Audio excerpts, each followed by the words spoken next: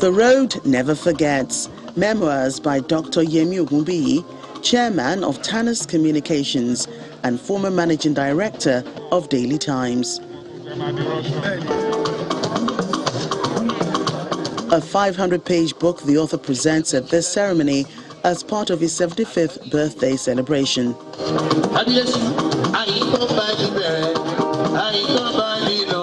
The work tells compelling stories of his childhood, career, and the many successes he recorded during his professional career. It also tells us about his community engagements in Ogun State. Some of the dignitaries who graced the event include former Secretary General of the Commonwealth, Chief Emeka Anyukwu, former Minister of Foreign Affairs, Major General Ike Nwachukwu, Minister of Interior, Rauf Aregbesola, Governor of Ekiti State, Dr. Kayode Fayemi, Governor of Ogun State, Dapo Abiodun, Nobel laureate Professor Wole Soyinka, and former Governor of Cross River State, Donald Duke. A former Governor of Ogun State, Olusegun Oshoba, who is the chairman of the ceremony, describes the book as one of intellect.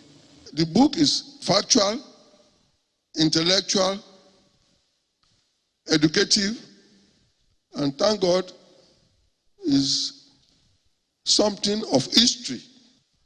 I can assure you that those of us who want to be educated about the development in Nigeria will find the book very interesting.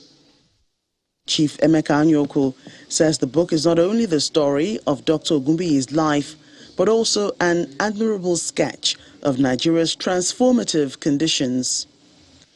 I believe that the picture that emerges from the book is that Nigeria has largely been on the decline during the period in question, and that, in Yemi's words, Nigeria needs a fresh start, new thinking, and a new beginning. Meanwhile, Vice President Professor Yemi Osinbajo, in his address, says the country needs frank discussions like this to further unify the country. As for anyone who has read this book or who will, you will notice that somehow it almost seems that by his open, vulnerable style, he disarms and commands empathy and admiration. And perhaps there is counsel there for us as a nation. Perhaps we need to talk more to ourselves and not at ourselves. We need frank discussions on the issues that divide us. And we need openness about our fears and prejudices. Perhaps that way we may gain each other's confidence. Dr. Ogunbiyi, in his remarks, states that he wrote his memoir to inspire the next generation.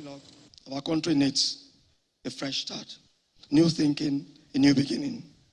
So in telling my unique story, I do so in the hope that it could engender a sense of regeneration for a national restoration to a past that I was familiar with as a child, and a future country that's more humane, better structured, one that guarantees a place for my children. The ceremony also served as a fundraising for the Yemi Ogunbiyi Anglican Schools, Shagamu in Ogun State, and the entire proceeds from the public presentation will go to fund the expansion of the learning institution.